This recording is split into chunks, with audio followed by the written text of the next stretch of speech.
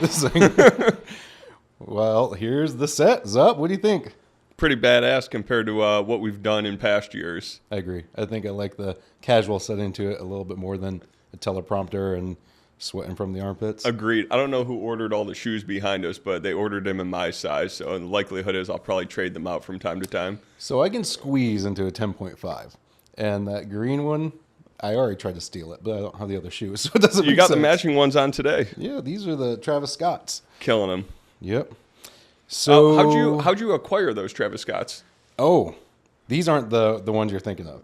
I did acquire them from a rep that won them that it was Christmas time and would rather have a buyout, and we don't do buyouts for individual prizes like that. However, I did a buyout and got it for a discounted rate. But these ones actually came from Nate Brown. Nate Brown got me these. Oh, really? Yeah. So years ago, Nate left his golf shoe somewhere. Okay. And I was already done golfing on the trip. So I'm like, dude, just take mine. And they're a brand new pair of 270s. They look like the one with the air bubbles. And we just didn't connect afterwards. I'm like, I guess you're just keeping them. You play golf way more than I do. When you said Nate got them for you, I figured he missed Elite Tier 1 month and sent you a pair of shoes to make up for it. I thought you were going to say he's trying to bribe me. Leave me in Elite. No, from my understanding, the only person bribing people was Tyler Ellison in the thread last night with HR. I saw that. Chocolate-covered strawberries. Yep. Yeah. Real throwback to the Tiffy Bodner days when she ran HR with Chelsea. That is a real throwback. Actually, this room used to be HR at one point in time. If I'm not mistaken, this was also your and Corey's office years ago. Is it? But it may have been connected to this one. I thought it was that one. Maybe it was that one. The only reason I recognize it is because the now blacked out window used to be the creeping on the realtor department. Now you have me questioning. This could have been, I wonder if they walled this off. Because I had the window. Uh-huh. My desk was right over there. Mm-hmm. Corey was somewhere in the middle here. And then we had a coffee set up, even though Corey didn't drink coffee. That, and then if I recall correctly, one of the owners came in, sat on your guys' glass table, and shattered it. Yeah. Oh, man.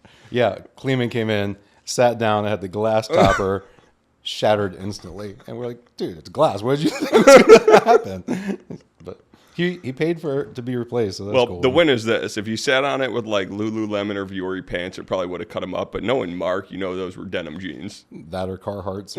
Exactly. Well, man, you've been doing this for, 25 years now in the security industry? Yeah. It's always been intriguing. Where'd you get your start doing this? Well, you know the story, but it was never the intention to be in this industry 25 years later. Right. However, at this point, looking back, I'm glad I am. Started at 14. Illegally. So, yeah, illegally. It's funny, actually, I was working at Taco John's. That's what I was actually doing legally. Because in Iowa, you can start working at 14 part-time. Must be an Iowa thing. I don't know. You know, I felt like there's other places that did it, but I don't hear about here in Missouri. No. When Aspen started doing work, it was like she had to be 16. Uh-huh. So maybe it was an Iowa thing. I don't know. But I was shoveling walks, doing lawns, you know, the typical things to just kind of hustle money. Yep. Paper out with my buddy. Mm-hmm. And then got the actual job at Taco John's, which I thought was like really cool at the time because I had a real job and making money. And then it was summertime. Corey gives me a call, my older brother, and says, hey, man, what you got going on this summer? And Corey had already been out. Number one, he had been on a mission for a couple of years for his church, so he was used to knocking doors. But then he was also out selling various things. Newspaper subscriptions was his first thing. Okay. And You're then really dating your brother. Yeah. Well, that's what it was. He did pest control for a brief period of time, and that's where he ran into the owner of Vivint. Okay. Todd Peterson. Yep. But then actually didn't realize that. Yeah. And it wasn't Todd that he started in the security industry with. We started with a company called Alliance Marketing, which oddly enough, was an ADT dealer way back in the day. Okay, right. But he calls me and says, man, what do you got going on this summer? I'm like, I don't know, I'm 14, playing basketball with my friends and working at Taco John's. Yep. And he's like, dude, how would you like to make a couple $100 a week? Just follow me around and do paperwork. And I'm like, that doesn't really sound that great, but I don't know. My family was pretty poor, pretty rough off. So I'm like, $300 a week sounds amazing. Right. And so he convinced my mom, because they were in New Jersey at the time, and it was not nice neighborhoods. It was like Camden and Patterson and areas that are known to be a little rougher. Right, yeah. And so he's like, Mom, he'll be by my side the whole time. I just need help filling out some paperwork. Back in the day, ADT, it was like 6 pages of contracts with carbon copies and all this stuff. So he flew me out. I followed him around. About halfway through the summer, I'm like, I'm pretty sure I could do this, dude. Let me get a chance. And he literally laughed in my face like, dude, you're 14. You look like you're 12. No way Mom's going to kill me. And this is going to date me. This is before cell phones. So we had the little beepers. And so eventually I talk him into it. And he's like, here's the deal. We're walking across the street from one another. You work the odds. I work the evens. And if I beep you or page you, you got to get to a phone right away and let me know where you're at. Well, literally, he goes knocking. I knock the very first door these knuckles ever touched, get in the house, and I am just like pumped. Yep. Because I realize the sale is going on. You know that adrenaline you get when 100%. You're like, I got this one? Especially, you'll never forget the first one. Yeah. Yep. Her name was Mrs. Brown. I know that. And I'm in there, and I'm selling this thing. And I feel that little pager just vibrating on my waist. And I'm like, screw that. I'm getting this deal. Little did I know, Corey's freaking out on the other side. I think I got kidnapped. So he's knocking up and down the street. Did you see a little boy? He's about 12 years old. 14. I don't know. Have you seen him? Nope. Finally, he makes it to that house. Right. And he comes in. He's pissed. He's like, what the hell, man? I've been paging you. And he looks over and sees paperwork on the table. He's like, no freaking way. He's like, no freaking way. I ended up selling 2 my very first day. And, from there, I would love to say I was some all-star and just killed it. But honestly, I did okay. I sold a couple here and there, but I went through the beginner's excitement, sophomore slump. Yep. Kind of sucked for a little while. Went back to following Corey a little bit, and then went back and figured out some of the objections and closing techniques and things that, over the summer. Right. I learned a lot. So knowing you 12 years, I know it may not have come easy initially, but work ethic and grit has carried you a hell of a long way. So it's funny you mentioned the beepers too, because as soon as you said that, I started thinking, and date myself, the Nextel chirps, although I started some years behind us. So the Boost Mobiles. Boost Mobiles, Nextel chirps in Detroit, of course. So our signal wasn't beeping that pager. It was putting the, at the time, Monotronic sign. Every house in Detroit has the barred off doors, so we'd stick it in there as a safety net so the manager knew where you were when something went down. That's smart. That's actually really smart. Did you guys have handle names where you chirp and be like, hey, this is Thundercat calling through? We didn't really have the names, but what we'd like to do is anytime somebody put that sign in the door, it was because you were working across the street just like you and Corey did, and it was a sign, okay, they're in the home. And our scripting back then was, hey, we had 10 free alarms, blah, blah, blah. We've given away 8. We have 2 left. So as soon as you walked into a house, maybe 5 minutes later, I'd chirp you on that Nextel chirp and go, hey, Brandon, I just gave away another alarm to Miss Leatherhead. We only have 1 left, with hopes of creating urgency. Alternatively, though, we were young cats at the time. So oftentimes when somebody would get into a home and they weren't necessarily our favorite person on staff, we'd get through there and be like, watch out, Mr. Customer, this is a scam. I was going to say 2 questions. 1, have you sold a customer's Leatherhead? The reason I use that is actually I started in 2007, so coming up on 20 years. The one customer that I remember over all the years of doing it back in Detroit was Miss Leatherhead, because she actually used the panic button and it was able to prevent somebody from walking in the house behind her. Well, Kyle pitched you an idea yesterday with wearing the old school helmet. I'm going to call you Leatherhead from now on. Correct. And if you remember at that time, we were talking about Chargers 300Cs. I'll never forget. She had, back in the days when spinners were kind of a thing, she had a baby blue 303 right? With the spinners. Yep. Yeah. Number 2, that's what I was going to ask, if you messed with your buddies when they're in the house and just chirp random things. Standard. Yeah. Yeah. That was I've lost some deals because of it. Sometimes it was so funny. It's just keeping you, on your toes, having fun in the field. Yep. And that's what it's all about. I'm curious though, because I heard yesterday you made a comment. I actually didn't know that's how you got in the industry, with being on the other side of the table there. But, I'm curious what really got you into it, because I know your dad did it at one point in time, right? Yep. Was that before you got into it, or was it around the same time? So my dad was an attorney for, call it 30 years at the time. He was a successful attorney, but his buddy, Brad, who I didn't really love the guy, but he was ultra successful, and he was, talking to my dad. They had a relationship. And so he had said to my dad, why don't you come work with me? we'll do a branch off and we'll do online security and cell monitoring and equipment. And so my dad took pretty dramatic risk and said, all right, I'm going to set aside my, law office for whatever it was. I think 4 years. He did not find the success in the alarm industry that he had hoped for. But the long story short goes, he had worked with Brad for a period of time. I was a bit of a rotten apple, a little bit of perspective. Fortunately, the majority of my crimes committed were before I turned 18. So I actually had 27 arrests prior to turning 17. With that being said, I had broken into Brad's house because we'd go there from time to time. And I knew he was out of town. My dumbass didn't realize he owned a security company and had 16 cameras up on the property. So although I was really stealthy about it, I walked into his house without a mask and had no idea there was cameras on the house. I took $100 and something else that I'm not going to mention. And fast forward, I had mentioned that I wasn't a great kid. I was living on my brother's buddy's couch, Will McGibbon at the time, and driving his big green van. And Brett ended up showing up at that property and nicely kicking the crap out of me. And so that's, I believe, right around the time I was 16, taught me a lesson not to steal from people. Fast forward a year, he actually reached out to me and he goes, hey, Mike, what are you doing this summer? And of course, similar to your story, you're going, I don't know, working at Taco John's. I don't know how compliant this is, but I told him this, is that, I don't know, smoking pot and chasing girls. I'm 17 years old. I'm kind of just living life. I got kicked out of 3 high schools at this point and kicked out of a boarding school. And so he had said to me, hey, do you have any interest in, this is what he told me, driving my guys around the hood of Detroit, and I'll pay 10 or 12 bucks an hour, whatever it was at the time. And of course I'm going, why? And his response was, my current manager just got his 5th DUI. He no longer has a license. Actually, you know who that individual is. What's funny is he just sent me a message from prison recently and validated it was him because he sent a picture from his prison cell. But that was my start in the industry. And so I started driving the van, the big old 14-passenger van in the east side hood of Detroit. And I'll never forget this conversation. So the manager at the time had sold 5 accounts that day, which door to door and what we do is a little bit different, but we're in the hood of Detroit. And I had asked him, I go, what do you make per account?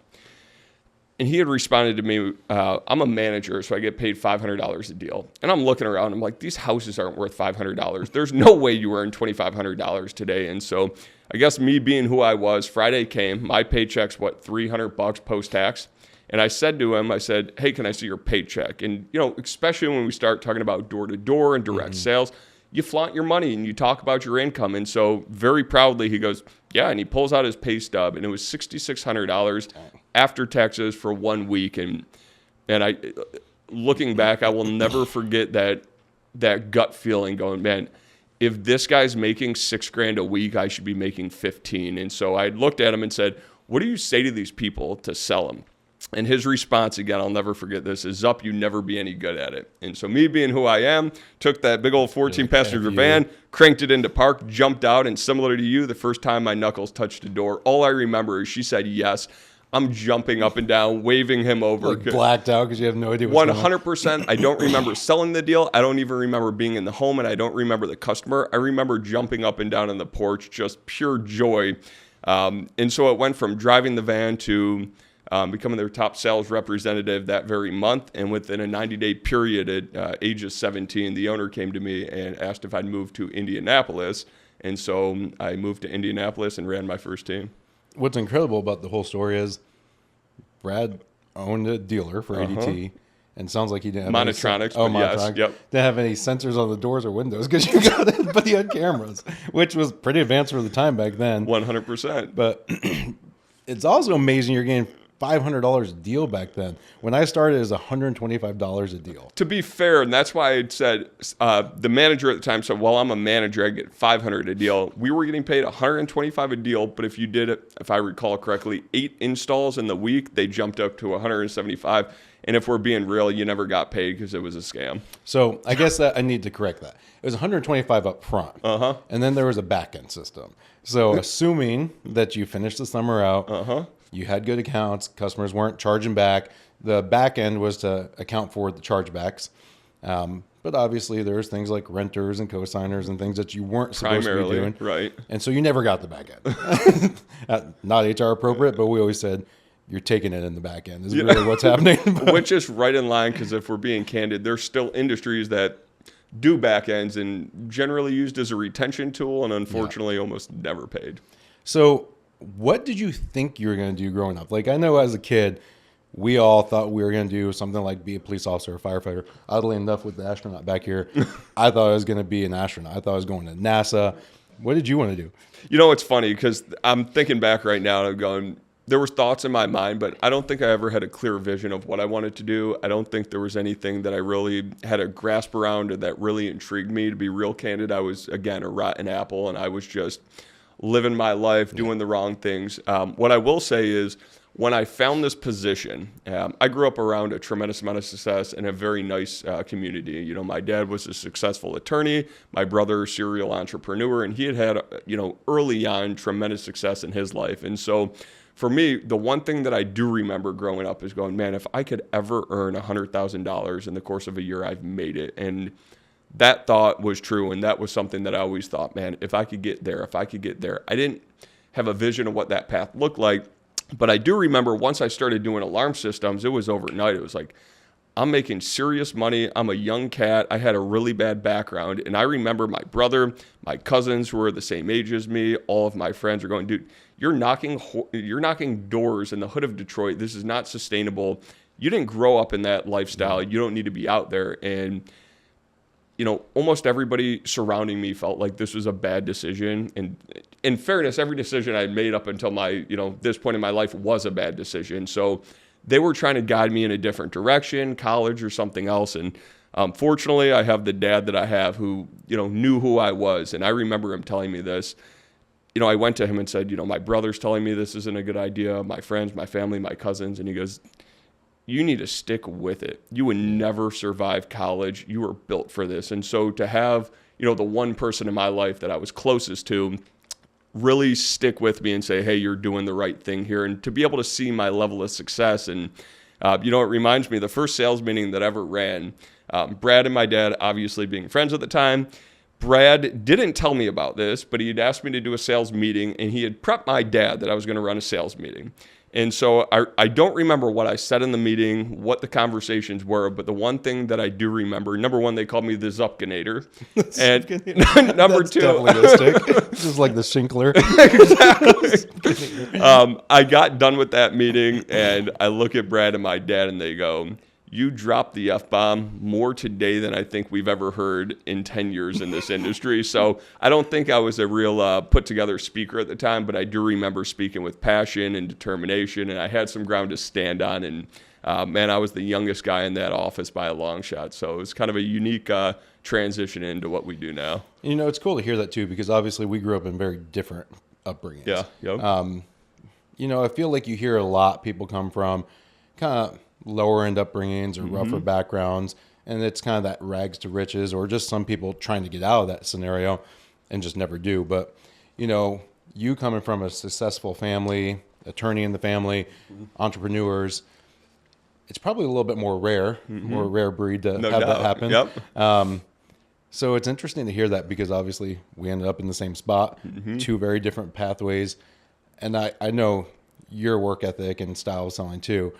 I'm curious if there's a way to quantify this or look into it, if it's solely based off of that work ethic and desire. Because I had the same mindset of, my family didn't really have a say in like, hey, this is something you should or shouldn't do. Sure, yeah. Because Corey obviously was supportive of it, and he was doing it too. Right. And by the age of 15, I was pretty much making more than my family was. And so there was times where I remember growing up that I had to help pay some of the utility bills in the house. And not that it was something I wouldn't want to do. It was just, kind of this eye-opening thing of, hey, I'm making good money. I didn't realize at the time what that was. It was just, and it was a while before I hit that six-figure mark. But I was making, 70, 80,000, and here I am. As a 12-year-old kid, it's pretty good. Very true. But I was also blowing 70, 80,000 because, absolutely, at the time, in sales, you just think, hey, it's always going to be there. You can always make more. And you can. Yeah.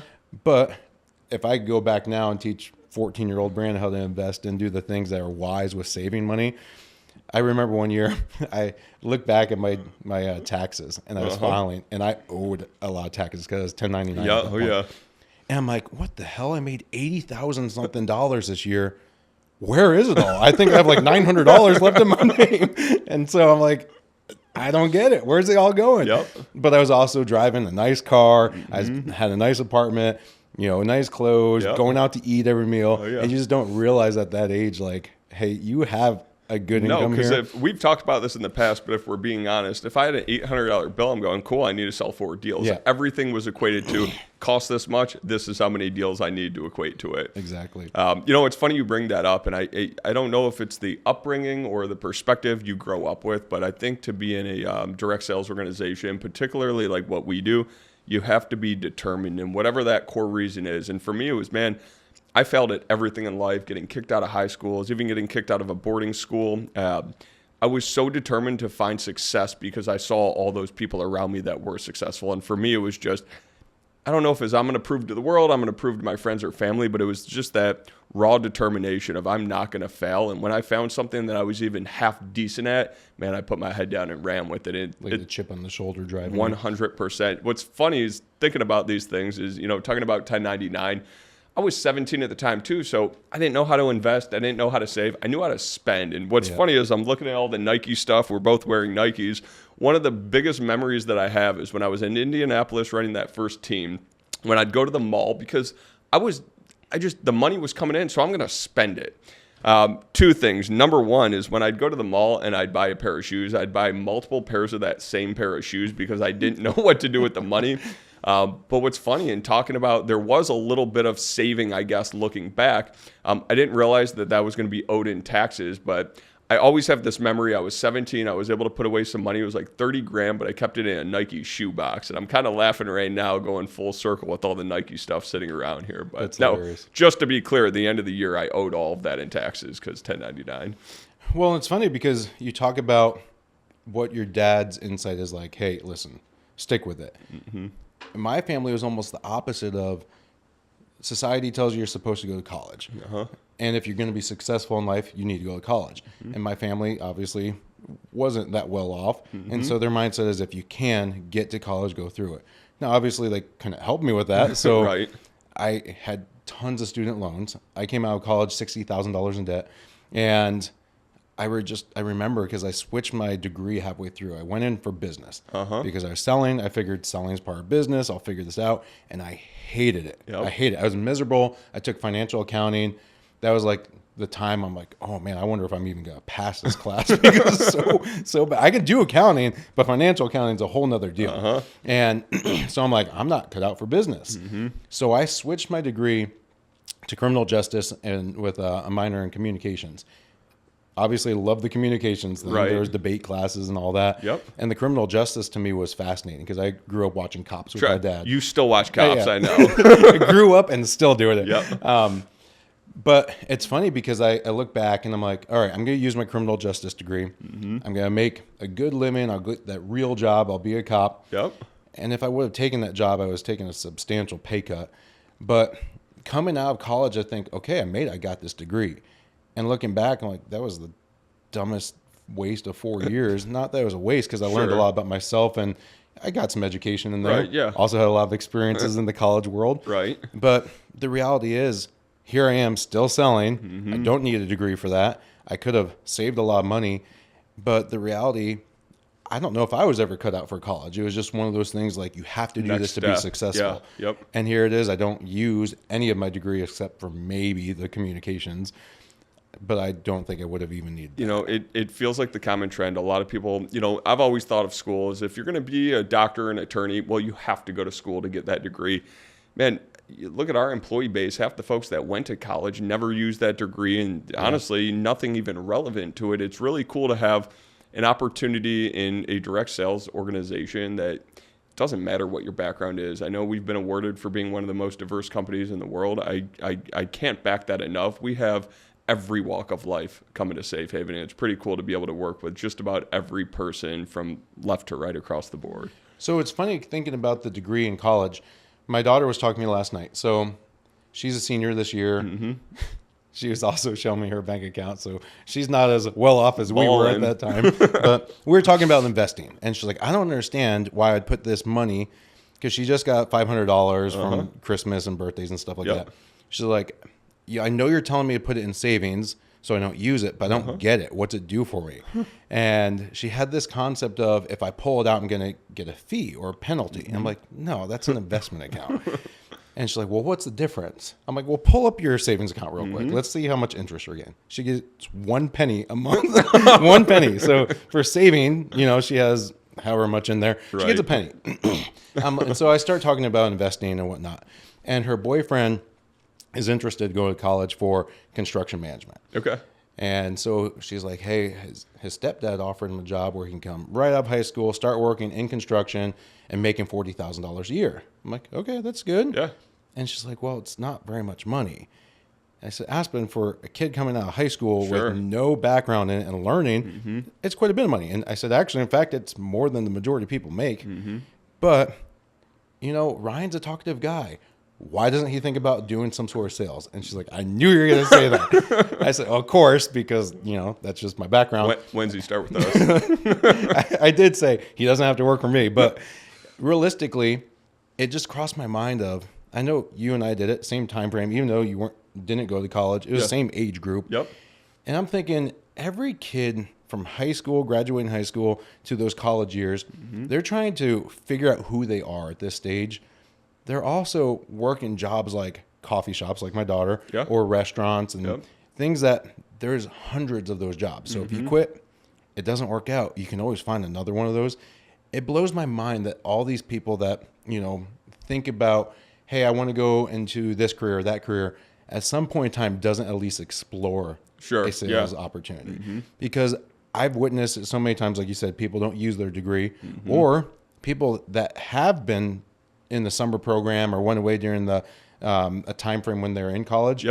They end up saying, I'm not going back to college because I'm making way more money. This is enjoyable. I really think I could see myself. We have managers in this company that have been here, 8+ years, that came from a teaching background who have had tremendous success doing sales. I think at one point just had the stigma of, this isn't a real career. It's like a job, part-time, make some money. And the old school saying, what do you do for a living? Knock the ghettos across America. And obviously, Safe Haven's changed that perspective of just work in specific areas.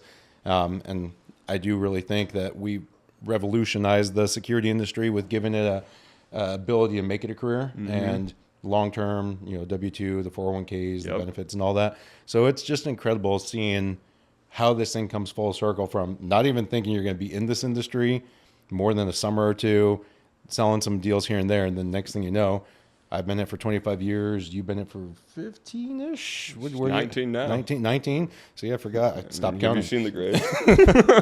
But, essentially 20 years in the business, 25 years in the business, and neither one of us thought we'd be doing this long term. No question. It's pretty incredible. That's some rare insight right there.